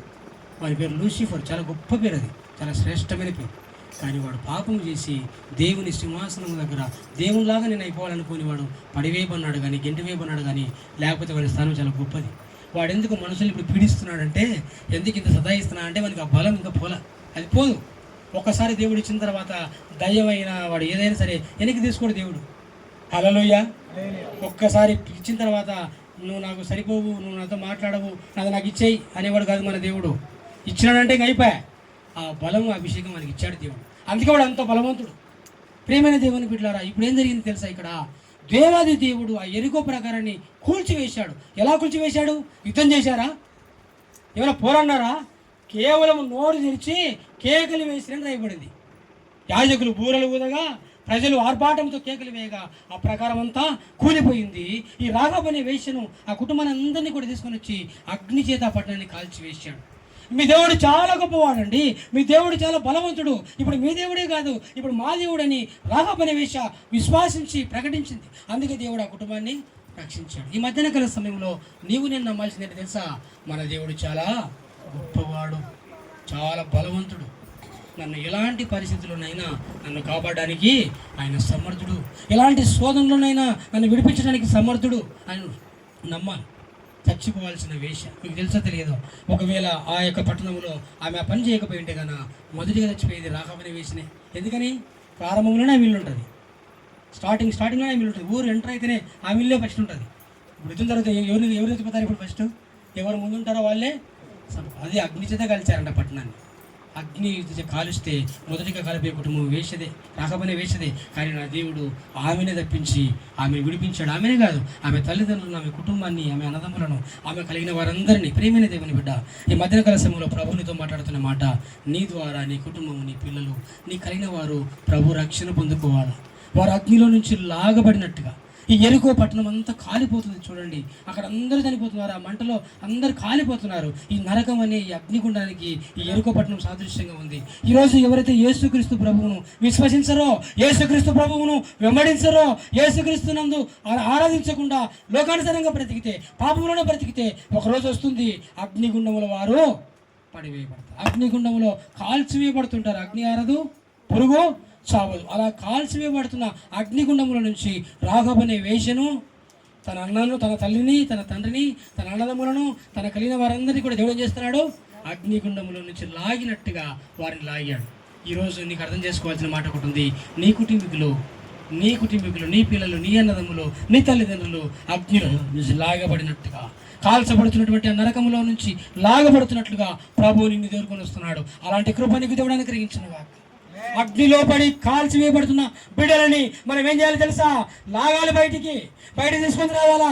అందుకే దేవుడు ఈ లోకానికి వచ్చింది నశించుచున్న వారిని వెనక్కి రక్షించుటకు మనుష్య కుమారుడు లోకానికి వచ్చాను. ఈ ఎరికో పట్టణం అంతా కాలిపోతుంది, కానీ ఈ రాఘబ్ అనే వేశ్య మాత్రము ఆమె కాలిపోలేదు. కారణం ఒక్కటే, దేవుడిని విశ్వసించిందండి. యేసు ప్రభువును విశ్వసించినప్పుడు నీ కుటుంబం బాగుపడుతుంది. చెప్పారు వాళ్ళు, అయ్యా మేము ఏ దొంగతనం చేయము, మీ పట్టణాన్ని దోచుకోము, మా దారిలో మేము వెళతామంటే కూడా ఆ దేశము, ఆ పట్టణము, ఆ రాజు వీరికి పర్మిషన్ ఇవ్వలేదు. అందుకని ఇప్పుడు ఆ పట్టణం అంతా దేవుడు కాల్చి వేసి దాని మీదుగా పడి వెళ్ళిపోయారండి. ఆ ఎరికో పట్టణం కూడా వెళ్ళిపోయారు. వెళ్ళిపోయిన తర్వాత 5 కిలోమీటర్లే దాటారు అంతే. ఎన్ని కిలోమీటర్లు? 5 కిలోమీటర్లే. 5 కిలోమీటర్లు. ఈ 5 కిలోమీటర్ల ఇస్తరికి మళ్ళీ ఒక ఊరడం వచ్చింది. ఆ ఊరి పేరు హాయి. నేను ముగిస్తాను, జాగ్రత్తగా వినండి. ఏం పేరు? హాయి. చెప్పండి, హాయి. ఆ ఊరి పేరే హాయి. దీని పేరు ఎరికో. ఇంత పెద్ద పట్టణాన్ని దేవుడు నాశనం చేశాడు. కానీ ఇక కొంచెం ముందుకు పోతే ఇంకొక గ్రామం అడ్డం వచ్చింది. ఇప్పుడు ఆ గ్రామాన్ని జయించాలంటే ఏం చేయాలా? మళ్ళీ ఏదో ఒకటి చేయాలా. చూస్తే వీరందరూ యుద్ధం చేయడానికి వెళ్ళారు. మీకు తెలుసో తెలియదు ప్రేమనేది అని బిడ్డారా, ఆ చిన్న గ్రామంలో యుద్ధం చేయలేక ఓడిపోయి 30,000 మంది చచ్చిపోయారు వీళ్ళు, ఇశ్రాయేలీయులు. దేవునికి స్తోత్రం, హల్లెలూయా. ఒక రాఘబ్ అనే వేశ్య కుటుంబం ద్వారా 6 లక్షల మంది బ్రతికితే 5 కిలోమీటర్లు దాటిన తర్వాత చిన్న గ్రామం అది. ఈ ఊరంతా కూడా ఉండదు ఆ గ్రామం. దాని పేరు హాయి. ఆ హాయి అనే గ్రామానికి యుద్ధానికి వెళితే వీళ్ళు ఆ గ్రామం దాటుకుని వెళ్ళలేకపోయారు. వెళ్ళలేకపోగా ఎంతమంది చచ్చిపోయారు తెలుసునా? ఏం జరిగింది తెలుసా? దేవుడు చెప్పాడు, ఆ పట్టణంలో నిషేధితమైనది, శాపకరమైనది, మీరు ఏది దోచుకోవద్దు, ఏది దాచిపెట్టుకోవద్దు, ఏది దొంగతనం చేయవద్దు అని చెప్పాడు. కానీ ఆ కాలంలో ఒక వ్యక్తి వాళ్ళలో వెండి, బంగారం దాచిపెట్టుకొని దొంగతనం చేసి తన గుడారం దగ్గర దాచిపెట్టుకున్నాడు. దేవునికి స్తోత్రం, హల్లెలూయా. ఏం జరిగింది? దొంగతనం జరిగింది. ఏం జరిగిందమ్మా? దేవుడు ఏం చెప్పాడు? ఆ పట్టణం కాలిపోతుంది, ఆ పట్టణంలో ఉన్న దాన్ని దేని కూడా మీరు ముట్టుకోవద్దు. ఇంకా అది డబ్బులైనా, వెండైనా, బంగారైనా కాలిపోతే కాలిపోయి, కానీ మీరు ముట్టుకోవద్దు. బంగారం తవ్వుకుంటారమ్మా మీరు? దారిన బంగారం దొరికింది పోతుంటే తీసుకొని ఏం చేస్తారు? వెంటనే అటు ఇటు కూడా చూడరు. ఇంకా ఎవరైనా వచ్చి నాదంటారేమో అని వెంటనే ప్యాకెట్లు వేసుకుంటారు. ఏదైనా పర్సు గిరుసు ఉంటే సంచి ఉంటే సంచిలో వేసుకుంటారు. కానీ యాకాన్ అనే వ్యక్తి ఆ బంగారం చూసేసరికి ఆశ్చర్యం వేసిందంట. 52 మణుగుల ఒక ఉంగరం కనపడిందంట. 52 మణుగులు అంటే మన భాషలో 52 తులాల ఉంగరం ఎంతలా ఉంటుందో చూసుకోండి కదా. దాన్ని తీసుకున్నాడు. వెండి దొరికింది, వెండి తీసుకున్నాడు, వచ్చి దాచిపెట్టుకున్నాడు. ఇప్పుడు ఆ పట్టణం మీదకి యుద్ధానికి వెళితే 30,000 మంది చనిపోబన్నారు. అయ్యో ప్రభువా, యేహోషువ గోనెపట్ట కట్టుకుని ఏడుస్తున్నాడు. ప్రభువా, నువ్వు గొప్పవాడవని ఆ పట్టణం మీదకి వెళుతూ ఉన్నాం. ఈ గ్రామం దాడితే ఏ గ్రామం అడ్డు రాదు ప్రభువా, అంత అరణ్యమే, మేము ఈజీగా ప్రయాణం చేస్తాం, మేము పాలచంద్రులు ప్రవేశించే దేశానికి వెళతామని ఆశపడుతూ ఉంటే ఇంతమంది చంపావంటే అప్పుడు చెప్తున్నాడు దేవుడు, నీ ప్రజలలో నీ జనులలో ఒకడేం చేశాడు? శాపము చేశాడు. దొంగతనం అని చెప్పడం వల్ల దేవుడు చేసిందేమో దొంగతనమే, కానీ దేవుడు ఏం చెప్తున్నాడు? శాపగ్రస్తుడు ఉన్నాడు మీలో అని చెప్పాడు. అంటే ఇప్పుడు అర్థం చేసుకోవాలి, మనం దొంగతనం చేస్తే ఏమని అర్థము? దొంగతనం చేసేవాడికి శాపం వస్తుంది. చాలా డేంజర్ దొంగతనం, చాలా డేంజర్. ఏ పని చేసినా పర్లేదు, దొంగతనం చేయదు. దొంగతనం ఎంత ప్రమాదం అంటే అది శాపగ్రస్తమైంది. ఎవడని చూస్తూ ఉంటే చీట్లు వేస్తే ఆకాని మీదకి చీటు వచ్చింది, ఆకాని పేరు వచ్చింది. ఇగో ఆకానే ఎక్కడ చేసావు చెప్పునైనా అంటే చెప్తున్నాడు, వచ్చి ఇదిగో ఇక్కడ దాచిపెట్టాను భూమిలో. వచ్చి తవ్వి చూస్తే ఏముందంట? బంగారము, వెండి. ప్రేమైన దేవుని బిడ్డలారా, ఈ లోకానుసారమైనటువంటి వ్యాపారంలో, ఈ లోకానుసారమైన ధన సంపాదన కొరకై నువ్వు బ్రతుకుతూ ధనం సంపాదించుకోవాలా, డబ్బు సంపాదించుకోవాలా, ఆస్తిపరం కావాలా, గొప్పలం కావాలా, ఇలాంటి వ్యామోహం ఎప్పటికి కూడా ఉండకూడదు. ఎప్పుడైనా సరే దేవుడు నన్ను కాపాడినాడు, నన్ను పోషిస్తున్నాడు, నడిపిస్తున్నాడని తృప్తి కలిగి నువ్వు బ్రతికినప్పుడు నీ ప్రయాణంలో నువ్వు ముందుకెళ్తావు. కానీ అది సంపాదించుకోవాలి, ఇది సంపాదించుకోవాలని రాంగ్ రూట్లలో, అక్రమ మార్గాలలో నువ్వు దొంగతనాలు చేసుకుంటూ, అవి చేసుకుంటూ, ఇవి చేసుకుంటూ, మోసం చేసుకుంటూ నువ్వు బ్రతికితే నీ ప్రాణము పోతుంది. ఆ చూసిన తర్వాత వాడు బ్రతికాడా, వాడు బ్రతకలేదు, ఆ కాలుతున్న మంటలోనే వీడిని వేశారు. దేవునికి స్తోత్రం, హల్లెలూయా. వీడు అనుకున్నాడు, ఈ డబ్బు సంపాదించుకుంటే, ఈ బంగారం సంపాదించుకుంటే, ఈ వెండి సంపాదించుకుంటే ఆ దేశం పోయిన తర్వాత నాకు బాగుంటుంది అనుకున్నాడు. కానీ వాడితో పాటు బంగారం, వెండి వాడు కూడా అగ్నిలో వాడిని పడవేశారు. జాగ్రత్త. ఎరికో పట్టణం ఒక గుణపాఠం మనకు నేర్పుతుంది. ఏం నేర్పుతుందో తెలుసా? ఎరికో పట్టణము సాతాను సంబంధమైన పట్టణం, ఎరికో పట్టణము శాపగ్రస్తమైన పట్టణం, ఎరికో పట్టణము అన్యాయం చేసే పట్టణము, ఎరికో పట్టణము దేవునికి చోటివని పట్టణము. ఆ పట్టణాన్ని కాల్చివేసి ఆ పట్టణములో అందరికంటే పాపాత్మురాలైన ఒక వేశ్యను ఆయన పరిశుద్ధురాలుగా మార్చాడు. ఆ పట్టణంలో అనుకున్న వారంతా కూడా మేము చాలా మంచి వాళ్ళం అనుకున్నారు, కానీ చాలా గొప్ప వాళ్ళం అనుకున్నారు, కానీ ఒక్కడు బ్రతికి పట్టగట్టలే, అందరూ కాల్చివేయబన్నారు. కానీ వేశ్య పేరు పొంది, వేశ్యలో ఎలాంటి గుర్తింపు లేదు, ఎలాంటి గౌరవం లేదు, మర్యాద లేదు, ఎంతో చిదరించబడినటువంటిది, అసహించబడినటువంటిది, వెలివేయబడినటువంటి ఒక స్త్రీని దేవుడు తన హృదయంలో చేర్చుకున్నాడు. ఏం నేర్చుకోవాలా దీని గురించి తెలుసా మీకు? మన హృదయంలో యేసయ్యకు స్థానము మనం ఇవ్వాలి. పోయిన ఉపవాస ప్రార్థనలో నేను చెప్పాను కదా, వాక్యం ఎక్కడ పడాలా? మన హృదయం అనే మంచి నెలలో పడాలి. ఆ వాక్యం అంటే దేవుడే. మన హృదయంలో దేవుడు ఉంటే మనకు ఏ ప్రమాదము, ఏ ఆటంకము, ఏ అనారోగ్యత, ఏ శాపము, ఏ దయ్యము, ఏ సైతాను మనం ఏమి కూడా, మన హృదయంలో దేవుని వాక్యం లేకపోతే అది ఏమైనా దొంగతనమైనా చేపిస్తుంది, పాపమైనా చేపిస్తుంది, ఏదైనా చేపిస్తుంది. అది నిన్ను ఆటాడిస్తుంది, నిన్ను అల్లాడిస్తుంది, నిన్ను పడగొడుతుంది. నువ్వు ఇంకా దేవుని దగ్గర రాకపోతే నీ జీవితాన్ని క్లోజ్ చేసేస్తుంది. ఆకాను జీవితం క్లోజ్ అయిపోయింది, ఇంకా పెళ్లి కాలే. వారి పేరు ఆకాను, వాడు చనిపోయాడు. వాడు ఆశపడింది బంగారు కోసమే. నువ్వు దేనికోసం ఆశపడవద్దు, నువ్వు దేనికోసము నువ్వు పాకులాడవద్దు, నువ్వు దేనికోసము ఈ లోకంలో ఒకరి మీద చేయి వేయాల్సిన పని లేదు, ఒకరికి చేయాల్సిన పని లేదు. నువ్వు దేవుని మీద విశ్వాసం ఉంచి, నీ ముందర ఎంత కష్టం ఉన్నా సరే దేవుని మీద భారం వేసి నువ్వు ప్రార్థనతో, వాక్యంతో నువ్వు దేవుణ్ణి ఆరాధించి ముందుకెళ్ళినప్పుడు దేవుడు నిన్ను కాపాడతాడు. ఇంతకు వాళ్ళు ఎవరి కేకలు వేశారో తెలుసా? అవి స్తుతి కేకలు అని రాయబడింది చరిత్రలో. ఏ కేకలు అవి? స్తుతి కేకలు. చెప్పండి. స్తుతి కేకలు అంటే ఆరాధనలో స్తోత్రం, స్తోత్రం, స్తోత్రం, నన్ను కాపాడిన దేవానికి స్తోత్రం, నన్ను రక్షించిన దేవానికి స్తోత్రం, నాకు ఆరోగ్యం ఇచ్చిన దేవానికి స్తుతి. ఇవే స్తుతి కేకలంటే. నోర్లు తెరిచి ఆరాధన చేయడం అంటాం కదా. కేక్ అంటే ఏంటమ్మా? కేక్ అంటే బయటికి గట్టిగా చెప్పడాన్ని కేక్ అంటారు, అంతే కదా. మనం ఏమని ఆరాధన చేస్తామంటే నీకే వినపడదు, అది నీ పక్కనకి వినపడదు, దేవునికి వినపడుతుందా? వినపడుతుందా? దేవుడు చెప్తున్నాడు బిగ్గరగా కేక వేయండి. ఏమని కేక వేయాలా? జీవం కలిగిన దేవా, నీకు అసాధ్యమైనది ఏది లేదు, మా ముందర ఉన్న ఈ ప్రాకారము కూలిపోవునుగా కానీ కేక వేయండి అన్నాడు. అంతే, కేక వేశారు. ఎన్నిసార్లు అంట? 7 మార్లు.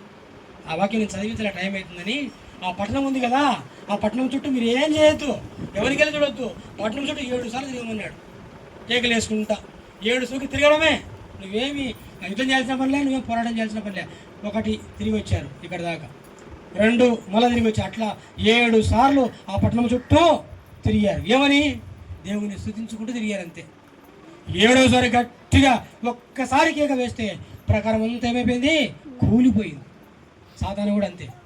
7 సార్లు నీ దేవుని స్తుతిస్తే వాడు ఏమైపోతాడు, వాడు కూలిపోతాడు, వాడు నాశనం అయిపోతాడు, వాడు పడిపోతాడు. వానికి శక్తి లేకుండా మనతో భౌతికంగా నువ్వు పోరాడలేవు, భౌతికంగా మనతో నువ్వు కలవడలేవు, భౌతికంగా నువ్వు వాడిని కొట్టలేవు. ఎందుకని వాడు కూడా ఆత్మనే.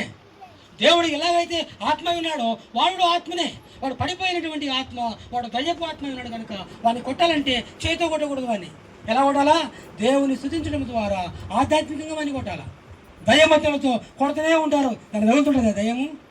దయ్యం పట్టిందామని తీసుకొని వస్తారు కదా మన దగ్గరికి. మనం ప్రార్థన చేయకుండా చెంపకేసి కొడితే దయాన్ని కొట్టినట్ట? దయాన్ని కొట్టినట్టు కాదు, నిన్ను కొట్టినట్టు. దయ్యం ఎక్కడుంది, నీ లోపల ఉంది. అది ఆత్మ లోపల ఉంటుంది. దాన్ని కొట్టాలంటే చెయ్యిని వాడకూడదు, దాన్ని కొట్టాలంటే ఏం వాడాలా, నోరు వాడాలా. స్తుతి అని చెప్తున్నారు వాళ్ళు. బిగ్గరగా కేకలు వేస్తే కూలిపోయింది.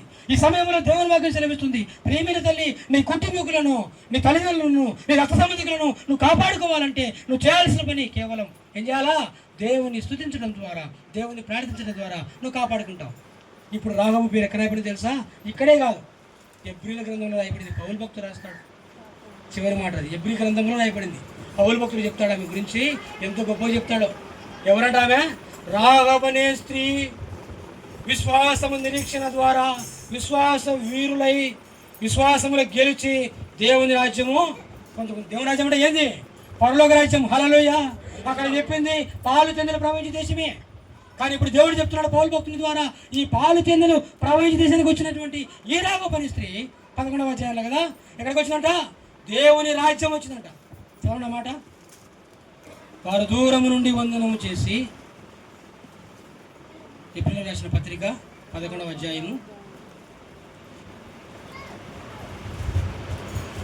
చదువుదాం, టైం తక్కువ. చెప్పను చదువు. నేను ఎబ్రీయులకు రాసిన పత్రిక వచనం చెప్తాను. 10వ అధ్యాయమా,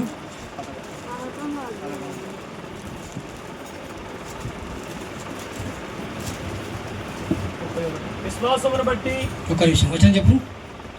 31. 11వ అధ్యాయము 31వ వచనం.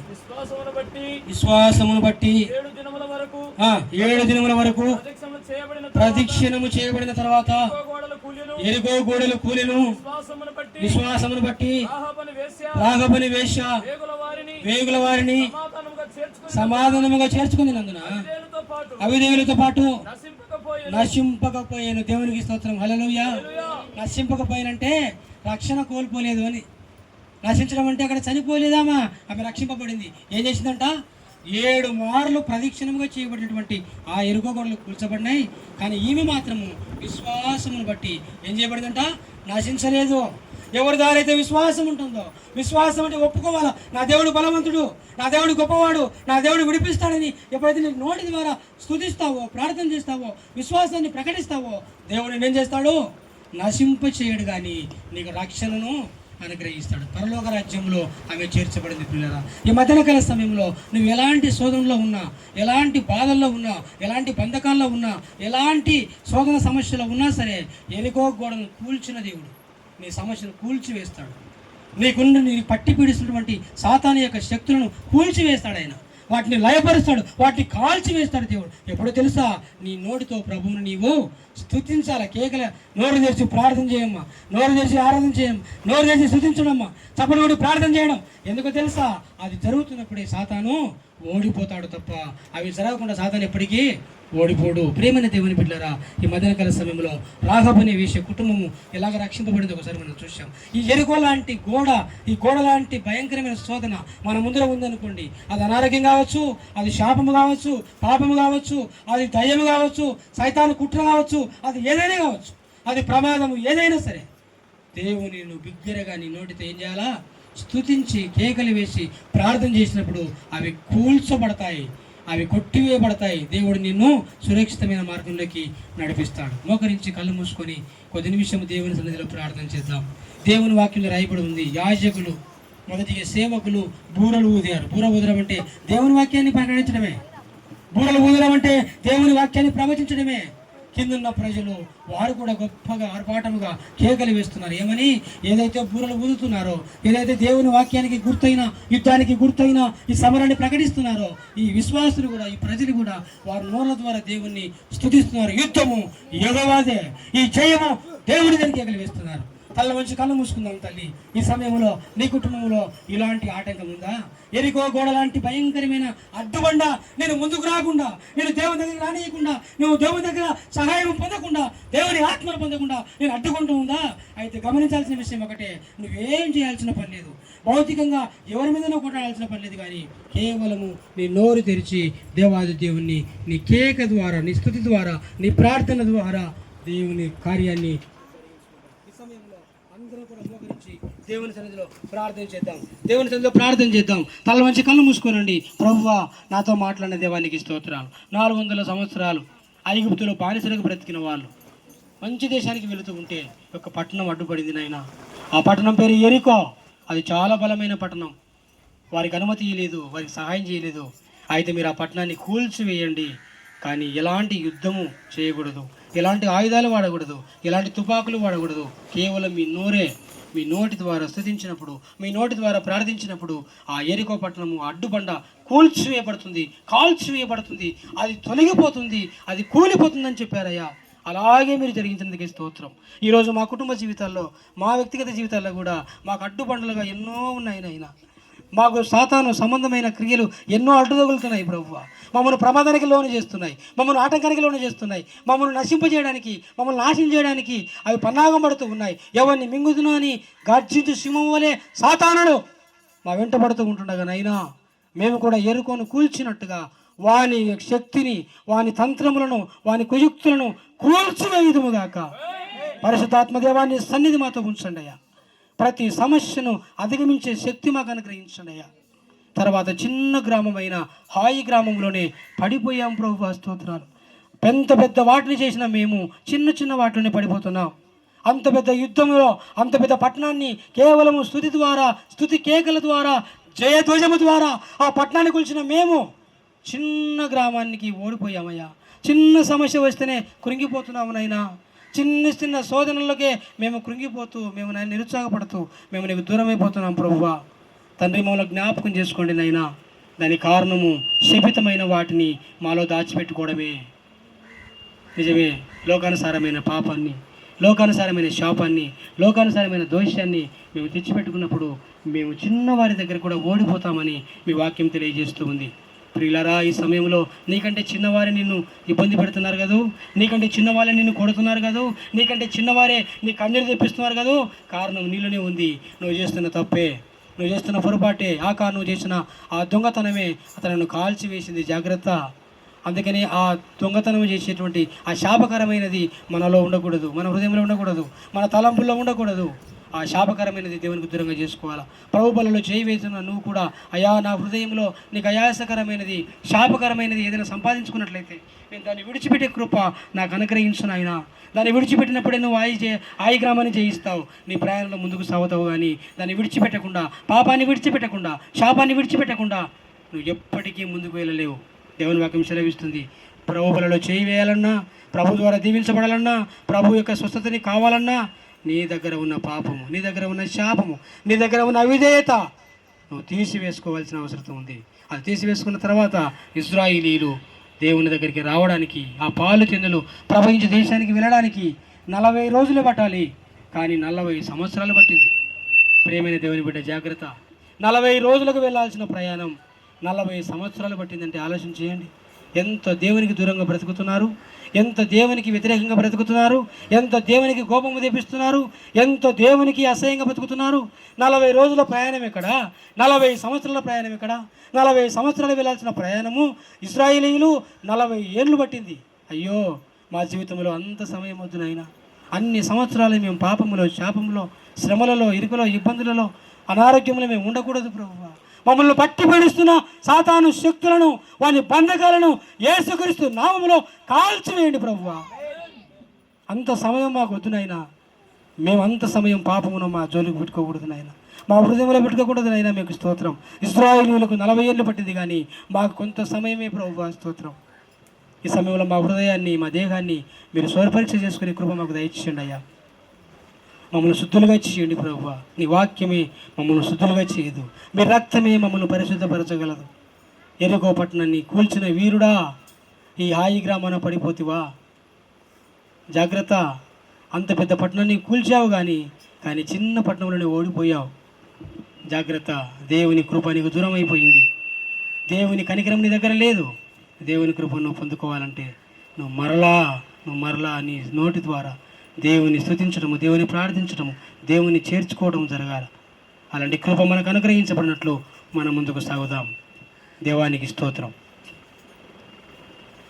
ఎరికో గోడలు కూల్చిన వీరుడా, ఈ హాయి గ్రామాన పడిపోతివా? ఎరికో నగరును కూల్చిన వీరుడా, ఈ హాయి గ్రామాన పడిపోతివా? ఓ యువకుడా, ఓ యువతి, తినుచు త్రాగుచు సుఖించువా? ఓ యువకుడా, ఓ యువతి, తినుచు త్రాగుచు సుఖించువా? కన్నులనెత్తి పైరులు చూడు, కోయగలరెవ్వరు? ఓ యువకుడా, ఓ యువతి, తినుచు త్రాగుచు సుఖించువా? ఈ సమయంలో ఎరుకో గోడలు కూల్చిన వీరుడు చిన్న గ్రామాన పడిపోయాడు. కందులనెత్తి పైరులు చూడు, ఈ పంటలు చూడు, కోసేవారు లేరు అనగా పనివారు కొద్దిగా ఉన్నారనియు, నశించుచున్న ఆత్మలు ఎన్నో ఉన్నాయనియు దేవుడు ఎరుకో పట్టణం ద్వారా సెలవిచ్చి ఉన్నాడు. ఎరుకో పట్టణము కాలిపోతుంది. ఎరుకో పట్టణం అగ్ని చేత కాలిపోతుంది. చిన్నపిల్లలు, ఆడవాళ్ళు, మగవాళ్ళు, పెద్దలు అందరూ కూడా ఆ అగ్నిలో వేయబడి ఉన్నారు. ఈరోజు మన ముందర సమాజంలో అనేక మంది అగ్నిలోకి వెళ్ళిపోతున్నారు, అగ్ని గంధకాల్లోకి వెళ్ళిపోతున్నారు. ఓ ప్రియమైన తల్లి, ఓ ప్రియమైన తండ్రి, యేసుక్రీస్తును నువ్వు విశ్వసించకపోతే, యేసుక్రీస్తును నువ్వు నమ్మకపోతే గాన ఇదిగో అగ్ని ఆరదు, పురుగు సాగదు. అగ్నిగుండంలో వేయబడతావు, చీకట్లోకి వెళ్ళిపోతావు, సోదంలోకి వెళ్ళిపోతావు. జాగ్రత్త. రాహాబు అనే వేశ్య అగ్నిలో నుంచి బయటికి వచ్చింది, చీకట్లో నుంచి బయటికి వచ్చింది, పాపముల నుంచి బయటికి వచ్చింది. తర్వాత ఆమె వేశ్యగా లేదు, ఇంకా ఆమె శ్రేష్టమైన స్త్రీగా ఉంది. ఈరోజు నీవు నేను కూడా ఇంకా పాపముల నుంచి, శాపముల నుంచి, అగ్నిలో నుంచి, చీకట్ల నుంచి మనం బయటికి రావాలి. అలాంటి కృప మనం ప్రభువుని వేడుకుందాం. ఈ సమయంలో ఈ వాక్య ఫలింపు కొరకై, ముందున్న బదారాధన కొరకై మనం ప్రార్థన చేసుకుందాం. ప్రార్థన చేస్తాం. ప్రార్థన చేసుకుందాం. సకల ఆశీర్వాదములకు కారణభూతుడా మా ప్రియ తండ్రి, మీకు వందనాలు, స్తోత్రాలు చెల్లిస్తూ ఉన్నాం. యెహోషువ ఇశ్రాయేలీయులు 6 లక్షల మంది ఎరికో నగరును కూల్చడానికి మా తండ్రి యుద్ధ సన్నద్ధులై వారు దేవుని స్తుతించడం ద్వారా 7 మార్లు ఆ గ్రామము చుట్టూ, ఆ పట్టణం చుట్టూ తిరగడం ద్వారా వారి నోరును తెరిచి దేవునికి యుద్ధము యెహోవాదే, దేవుడే ఈ కార్యము జరిగించునుగా కానీ పలకడం ద్వారా ఎరికో గొప్ప పట్టణాన్ని కూల్చివేశారు. అయ్యా, ఆ గొప్ప యుద్ధంలో మీరు జరిగించినటువంటి గొప్ప కార్యము రాఘబ్ అనే ఒక స్త్రీ, ఒకటే స్త్రీ ఒక దేశాన్ని కాపాడింది. అయితే ఒక దేశం నాశనం అయిపోయింది. ఈరోజు మా ప్రభువా ఇదిగో తన కుటుంబాన్ని ఎలాగైతే కాపాడుకుందో మేము కూడా మా కుటుంబాలను, మా రక్త సంబంధికులను, మా కలిగిన వారందరినీ కూడా మేము రక్షణలోకి నడిపించుదుముగాక, అగ్నిలో నుంచి లాగినట్టుగా వారిని రక్షించుదుముగాక. నీ కృప మాకు అనుగ్రహించండి. చిన్న చిన్న సమస్యలు, శోధనలు వచ్చినప్పుడు ఈ చిన్న చిన్న హాయి అనే గ్రామంలో పడిపోకుండా మేము శోధనలు జయించినట్లు సహాయం అనుగ్రహించమని విత్తబడిన వాక్యాన్ని మీరు ఆశీర్వదించండి. 30 100 600 ఫలింపచేసి ఇక్కడ చేరి వచ్చిన ప్రతి బిడ్డలను మీరు ఫలింపచేయమని, ఇక్కడ చేరి వచ్చిన బిడ్డలు మా ప్రభువా ఇంటికి వెళుతున్నప్పుడు వారిలో ఉన్న ప్రతి బలహీనత, ప్రతి బంధకము, ప్రతి సాతాను తంత్రము కాల్చివేయబడి వారు ప్రభువా ఇగో నీ కొరకు బలముగా ఇగో జ్యోతుల వల్ల వెలుగునట్లుగా సహాయము చేయమని, మీ సమాధానం, సంతోషం చేత, కృప చేత నింపబడి ఆనందంతో వారి ఇళ్ళకు వెళ్ళడానికి సహాయం చేయమని ప్రతి ఒక్కరి మీద మీ హస్తం ఉంచి మీ వాక్యము ద్వారా బలపరిచినందుకై స్తోత్రాలు చెల్లిస్తాం. ఘనతయు, మహిమయు, ప్రభావాలు మీకు అర్పిస్తాం. మా ప్రభువైన యేసుక్రీస్తు ద్వారా అడిగి బ్రతమాలి వేడుకొనొచ్చు పొంది ఉన్నాము తండ్రి. ఆమేన్. హల్లెలూయా.